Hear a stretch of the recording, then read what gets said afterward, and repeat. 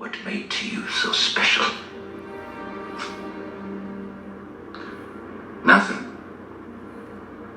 I'm just a kid from Brooklyn.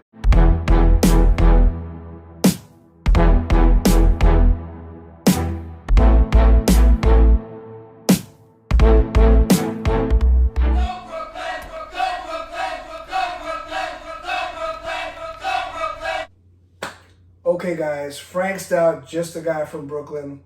As you can see, I brought my better half, Roxanne Salazar, aka just a gal from Brooklyn, and we are here to give you a ranking of our top 10 90s movies. For me, the 90s were all about the club scene, Peter Gation clubs mostly. I worked his clubs for about 9 years, so for me it was all about the clubs. For me, the 90s were a time of like finding myself. You know, I grew up throughout the 80s. It was time to kind of grow up, be more responsible. I had the birth of my daughter. I got married. I got divorced. It was definitely a very crazy decade for me. Lots of ups and downs. As always, I got to give you my 2 rules. Rule number 1 is spoilers.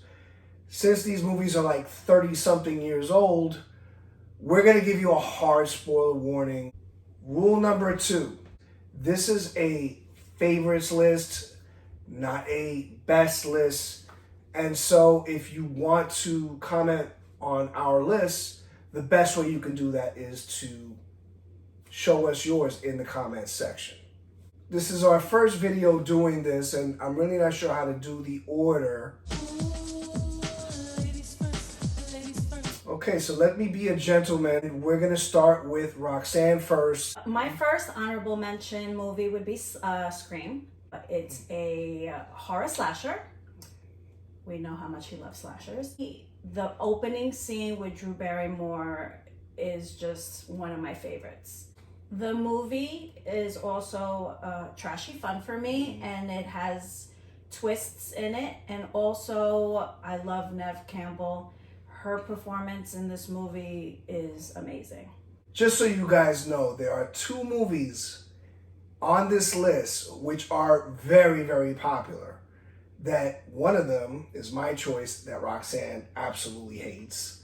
And one of them that Roxanne chose that I can't stand. And it just so happens that it's the first one off the bat, Scream. I am not a huge fan of Scream. But I also got to give credit where credit's due. Scream is the king of the 90s slasher. It not only is a huge franchise in itself where fans just can't get enough, it also paved the way for all these other 90s slashers. It was the template for the way all these slashers are made throughout the entire 90s decade. Moving on to my honorable mention number 1, which is Blood In, Blood Out, also known as Bound by Honor. I came across this movie by accident. I think I was getting my car done at my mechanic, and I was sitting there and he had the TV on and this movie was playing. The car was done before the movie was done, and I literally finished the movie before I went and got the car. That's how great it was. It's about 3 Chicano boys living in East LA gangland. They're part of the famous Vatos Locos gang. This movie treks all 3 of their lives. They go through different paths. One of them becomes a cop. Another one ends up going to San Quentin prison. Another one gets hooked on drugs. You follow all their lives. It really is like dramatic, engaging, powerful. And this is like a B movie.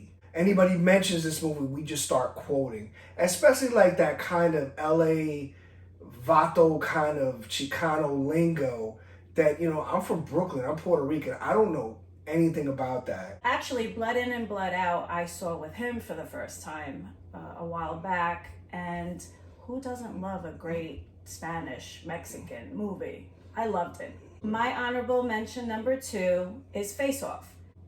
The movie is an action thriller. Nicolas Cage, John Travolta. To me, I think their performances are the best ones of their whole career.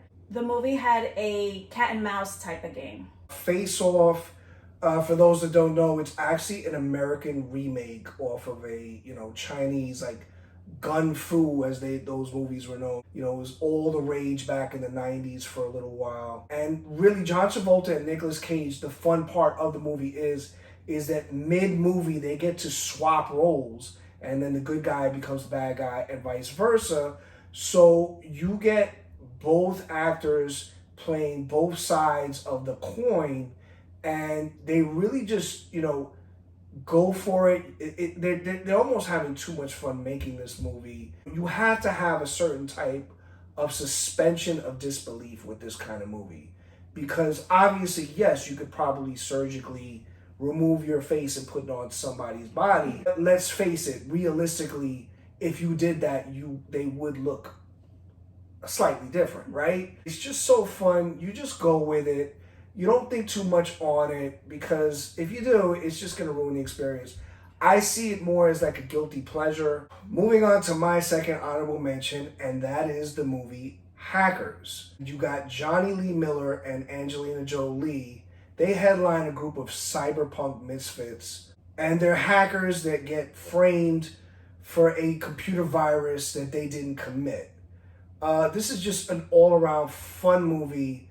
I'm not really crushing on Angelina Jolie right now, but back then when she had first came out, she did Hackers. She did a movie called Gia. She was way younger, and I was just smitten at that time. Also another movie that I've never seen before him. Also, back then, I was also a huge Angelina Jolie fan. And when I saw this movie, it just made me love her even more. My third honorable mention is going to be Armageddon. It stars Bruce Willis. He is fearless in this movie. It's a sci-fi adventure. This is a movie that I can watch over and over again. It's got a little bit of everything. It's got adventure, it's got love, it's got fun, and it's got suspense. It's definitely one of the few like disaster movies of that time that I will watch. You know, that, Independence Day. I always ask these three questions. How many times has Bruce Willis saved the world? Is foreplay with animal crackers legal in all of the states? And finally, Steve Buscemi's character, known as Hound, was that girl really 18 that he messed with? Moving on to honorable mention number 3 for me, and that is Carlitos Way. Al Pacino plays Carlito Brigante, a gangster turned club owner who wants nothing to do with that life anymore. Unfortunately, his crooked lawyer, played by Sean Penn, and Benny Blanco from the Bronx, played by John Leguizamo, have other plans for him as they just pull him back into that life. It's just a special movie. And yes, I am Puerto Rican, so it always has that little extra Boricua flavor that I love, you know, so I will admit that. I love Al Pacino, one of my all-time favorite movies of his. It's gangster related. It's also got some love in it. Who doesn't love a love story? Starting things off, my number 10 is Boogie Nights. Boogie Nights is a raunchy drama. It's about the porn industry in the 70s. The movie stars sexy Mark Wahlberg, and his name in this movie, Dirk Diggler, is just the best. I love it so much. This movie also has one of my favorite lines from any type of movie, and it's everyone's blessed with one special thing. Besides Wahlberg, you also have Burt Reynolds, Julianne Moore, and they round out a great cast to explore the ins and outs of the porn industry. Pun intended. And coming in at number 10 for me is The Big Lebowski. Jeff Lebowski, aka The Dude, just wants to bowl with his buddies Donnie and Walter, drink his White Russians, and experience the occasional acid flashback. But because of a case of mistaken identity, his rug gets peed on, and then he gets sucked into this big kidnapping case. It changes his life forever. All I can say is that rug really tied the room together. Another movie that I've never seen before. Very funny. Something that I could probably watch over and over again. The only thing that I didn't like about this movie is the fact that he loves White Russians. I loathe any type of drink that has Kahlua or milk in it. I'm the opposite. White Russians, mudslides. If it's creamy, milky, just throw some alcohol and some chocolate milk and let's go. My number 9 movie is gonna be Casino. It's a drama gangster mafia movie. It stars Sharon Stone, Joe Pesci, and Robert De Niro. They were outstanding in this movie.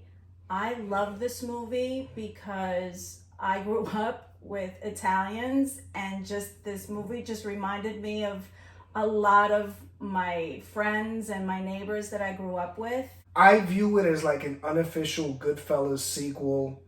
It's kind of Vegas history from a wise guy point of view. And to make things even more ironic, my number 9 is Goodfellas, which is the real life story of Henry Hill.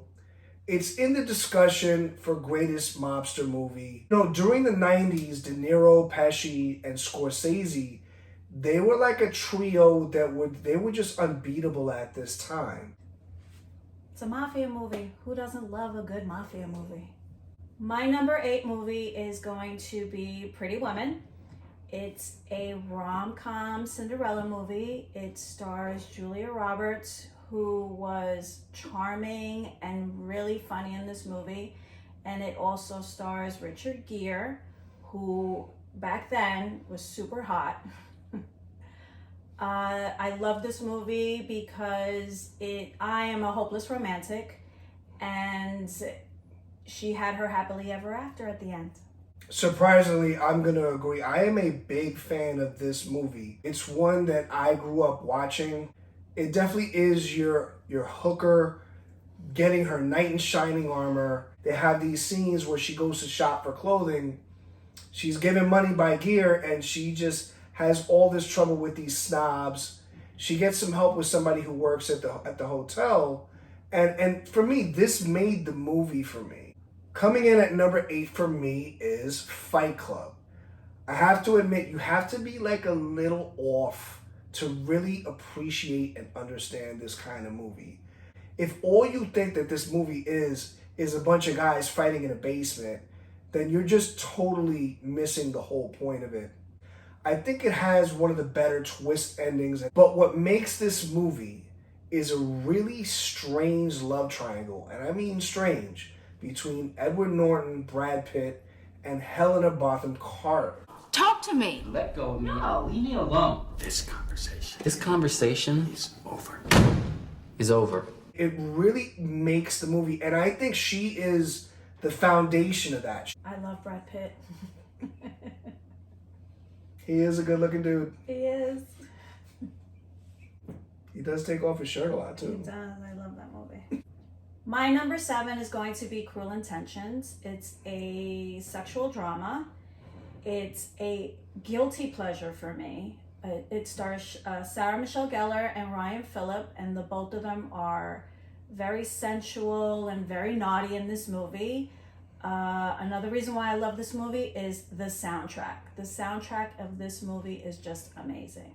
Interestingly, I found out that Cruel Intentions is actually an adaptation of a book called Dangerous Liaisons. It has these kind of rich, spoiled, New York City teens. Besides Phillip and Gellar, you have Reese Witherspoon, you have Selma Blair. It has that kind of young Brat Pack from the 90s group. You have this kind of bet, and they wager, this kind of sexual conquest, but it ends up being more than what they bargained for. Coming in at number 7 for me is Terminator 2, Judgment Day. Look, James Cameron knows how to do sequels. He might be the king of the sequels as far as I'm concerned. What he did with this movie and the movie Aliens is just something you just never see. Usually, sequels are just, there's a law of diminishing returns with sequels. They never expect for the sequel to be equal and or better than the original. But when it comes to Cameron sequels, there's that argument. And whether you like the first or the second more, that's That's all subjective. That's all up to you. All I know is the man knows how to make a sequel. What he did by taking this movie, the first movie, which is more of like a sci-fi, almost slasher type of movie, where Arnold plays the villain, he takes the movie and just totally flips it on its head. He makes the Terminator the hero this time, and he's there instead of trying to kill young John Connor, he's trying to protect him against an even more powerful T-1000 liquid metal Terminator, which also was something that, you know, Cameron, he really fell in love with that tech because he used it in another movie called The Abyss. This kind of water effect, liquid effect. You saw it in the 90s a lot in everything from movies to TV shows to even video games. I've been more of a fan of the first one. The second one, not too much. Probably the only things that I like about this movie is the effects and the fact that Arnold's still in it. My number 6 is going to be The Cutting Edge. It's a sports rom-com. It's about ice skating. I wanted to be Kate when this movie came out. I think that Moira Kelly and D.B. Sweeney worked perfect together. This is also another movie that I can watch over and over again. Looking back on it now, I noticed that there are movies that have kind of taken elements from this movie. Movies like Happy Gilmore, movies like Blades of Glory. And there's a reason why. Don't sleep on this movie. It is really, really fun. And my number 6 is Pulp Fiction. And yes, this is Roxanne's. She hates this movie like you wouldn't believe. You got John Travolta, Samuel Jackson, Ving Rhames, Uma Thurman, and Bruce Willis. It's a great kind of mobster movie, but with all these kind of twists and turns. It's also one of those movies, sometimes you love it, sometimes you hate it, where they kind of mix the order. And I've always had mixed feelings about this, where they kind of take the middle of the movie, put it at the beginning, the end of the movie, put it in the middle, and then the beginning of the movie sometimes ends up at the end. It almost just like mix all the scenes up, and you kind of figure it out at the end of the movie. It's kind of like your job to put it all together. The big scene involving, you know, Bruce Willis being chased by Ving Rhames, and they end up in this porn shop. It's pretty rough stuff, but, you know, also that kind of rough stuff, you know, you get a couple of giggles out of it. I just love it. There's just so many memorable scenes from it. Absolutely hate it. No comment. Fair enough. My number 5 movie is Powder. I just recently moved up this movie in my ranking. We just rewatched it not too long ago also. It's a fantasy movie. It's very powerful. It's beautiful. It's moving. It's touching. It's a movie that now I can relate to because of personal reasons. Agree. I hadn't seen this movie since the 90s. I had almost totally forgotten about it.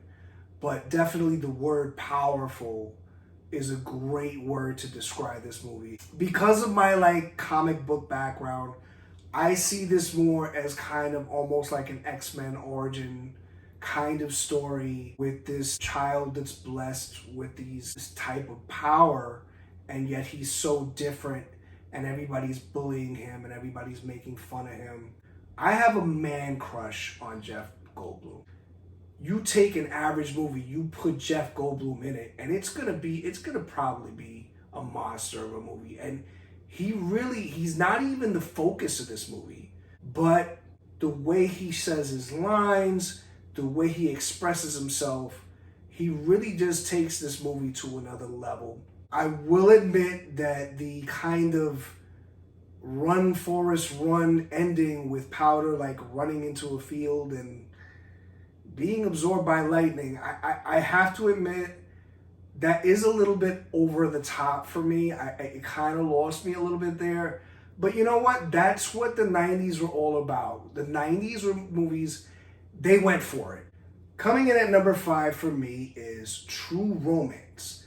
Now, although this is a Tony Scott movie, Tarantino did write it, so it's kind of a combination of both guys. And it's about a comic book nerd, which I can relate, and Elvis fanatic, played by Christian Slater.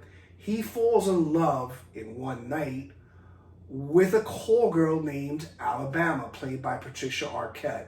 When I say that this movie has star power, it is ridiculous. The movie cover, the poster, has a list, like it looks like an insurance form or something, of how many stars are in this movie. They're just littered throughout the movie. They all get their chance to shine. That's what makes the movie for me. And for a guy like me, if you're going to have a love story, if you're going to want to watch a love story, what better than a love story with like hookers, pimps, mobsters, bullets, and blood? You know, that's the way you do a love story for me. You know, that's the love story that I want to see. It's a great movie. Like I said earlier, who doesn't love a great love story? My number 4 is going to be Never Been Kissed. It's one of my top 5 favorite rom-com movies. We actually just recently seen it. He's never seen it before. It stars Drew Barrymore, who I absolutely love. She was very funny and lovable in this movie, very bubbly. This movie is a tearjerker for me. It also gives me butterflies when I watch it. It's definitely a romantic comedy, but also that kind of high school drama. And I noticed lots of elements from different movies of those two subgenres. Drew Barrymore, for me, I kind of have a little bit of a mental block with her, because I still remember little Drew Barrymore in E.T., running around with little E.T. And, I see her as that little girl. So when I see her in these grown roles, it's definitely kind of awkward for me. Yeah, I'm old. I enjoyed it. It was good. Kind of quirky. A little bit of some slapstick kind of comedy in there, with her kind of like falling over at times or getting stuck somewhere. She works well with that kind of comedy. I think she does very well. She's kind of adorable. So it's definitely a fun movie. Coming in at my number 4 is The Rock. The Rock is my favorite action film of all time. People love Nicolas Cage for different reasons. I love to see him in all types of movies, but I don't necessarily like him as like that kind of macho hero role. In this one, he plays the exact opposite. He plays like a nerdy lab rat type of character who's kind of like fumbling all over the place. He's being supported by Sean Connery, who plays this kind of British spy who's been wrongfully imprisoned. You've got Navy SEALs battling Marines, which is something people will argue to this, till they're blue in the face about who's better, Navy SEALs or Marines. You've got like a really serious threat with VX nerve gas. And they show you in the beginning what this gas can do. It's terrifying. I like this movie a lot also. It's got a lot of action, a lot of suspense. Something that I could rewatch. My number 3 is Romeo and Juliet. It's the Romeo and Juliet that Leonardo DiCaprio and Claire Danes are in. It's a Shakespeare remake, modernized. They both had great chemistry in this movie. They played star-crossed lovers, which is a very big thing for me. That's another like for me. If you're not a fan of Shakespeare, or if you don't understand Shakespeare, it might be a little difficult for you to pick up the language in the movie, but honestly, you don't need to understand Shakespeare. Just their actions and just the way they look at each other, and you can pick up right away what's going on in the movie. That's how great the chemistry between the two of them is. This is Shakespeare in a kind of stylized setting. It's got guns and you got these colorful characters. You've got a young Leo, a young Claire Danes. I gotta give credit where credit's due. It took guts for them to keep the Shakespeare lingo in the movie. I am a fan of this underlying story, whether it be Romeo and Juliet, West Side Story, China Girl. There's so many different types of these type of movies. And so How can you not be a fan of this type of, love story, tragedy?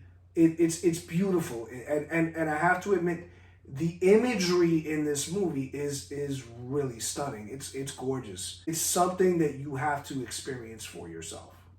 Coming in at number 3 for me is The Crow. This is a very special movie. We were lucky because they were able to salvage this film because it did have, Brandon Lee's death. He died in the middle of making this movie. But luckily with 90s technology, which it wasn't great, as far as digital effects, they were able to put together and make this really special movie, and they made it work. It's a gothic kind of superhero origin story.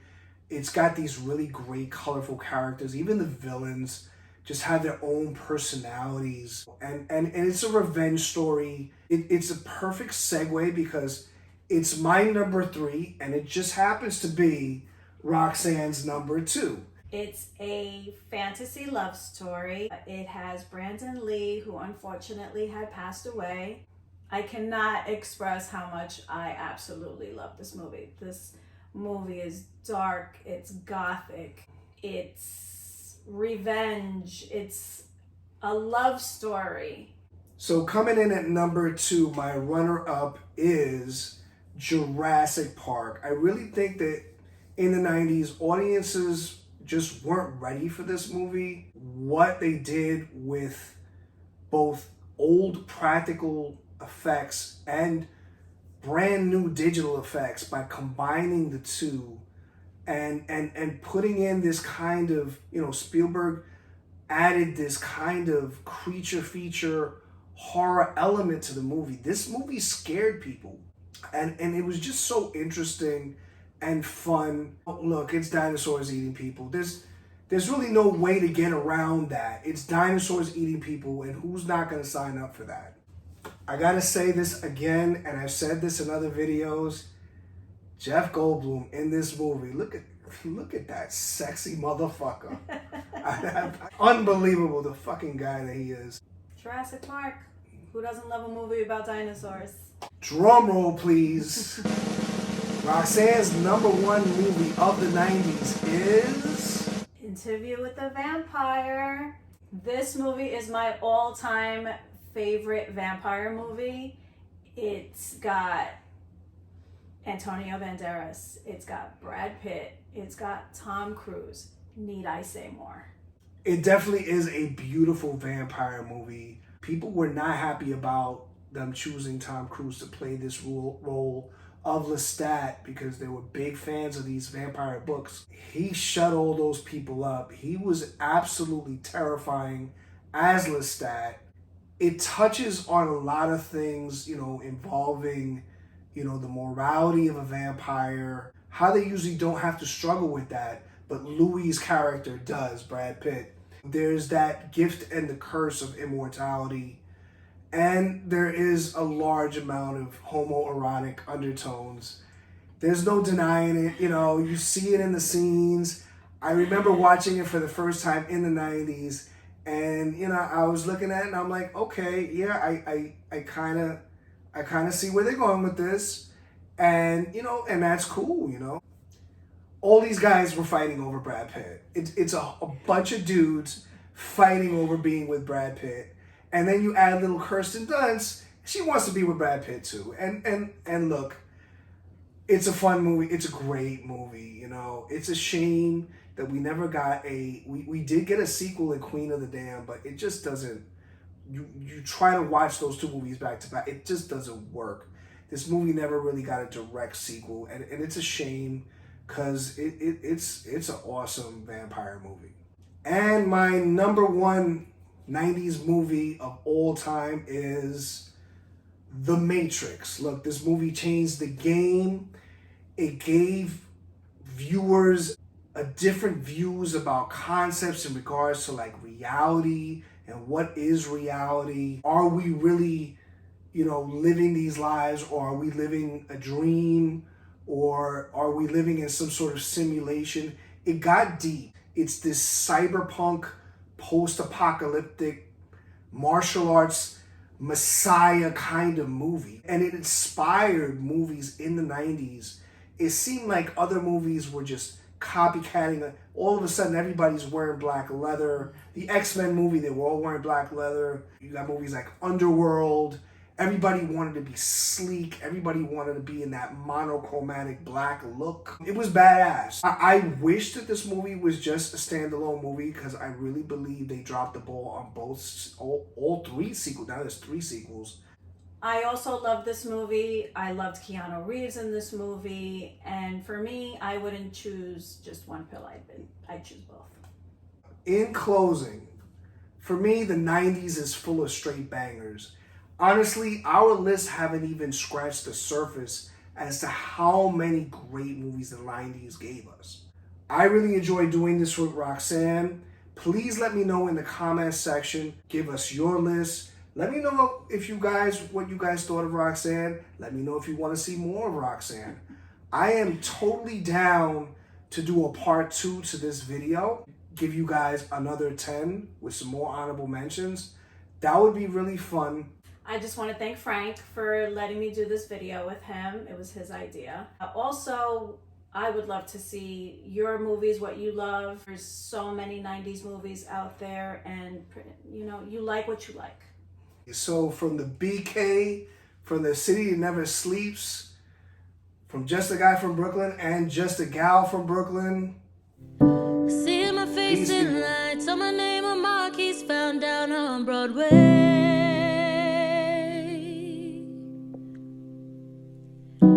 Even if it ain't all it seems, I got a pocket full of dreams, baby. I'm from New York, concrete jungle where dreams are